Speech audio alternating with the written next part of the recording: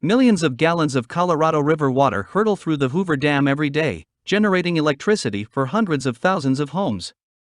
But the mega drought affecting the western United States is sending reservoir levels plummeting towards deadpool, the point at which the dam can no longer produce power.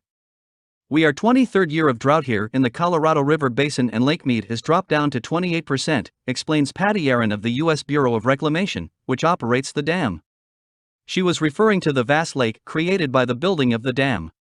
There isn't as much head, so there isn't as much pressure pushing the water into the turbines, so there's less efficiency and we aren't able to produce as much power. Hoover Dam was a feat of American hope and engineering. Construction began in 1931 as the country was withering under the Great Depression. Thousands of workers toiled 24 hours a day to build what was then the largest hydroelectricity facility in the world.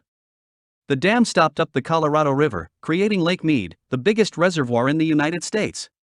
At its height, the lake's surface sits over 1,200 feet, 365 meters, above sea level.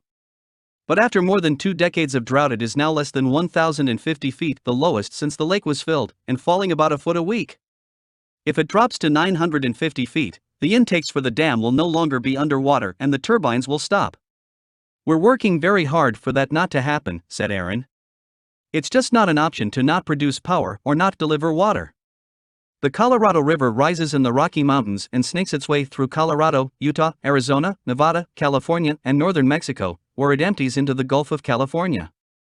It is fed chiefly by the huge snowpack that gets dumped at high altitudes, melting slowly throughout the warmer months.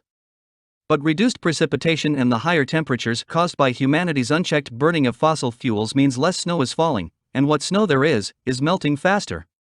As a consequence, there is not as much in a river that supplies water to tens of millions of people and countless acres of farmland. Boaters on Lake Mead, many of whom come from Las Vegas and its surrounding towns, say they are doing their part to protect supplies. They point to the drought-tolerant landscapes they have installed instead of lawns, and the high percentage of indoor water that is recycled in desert towns.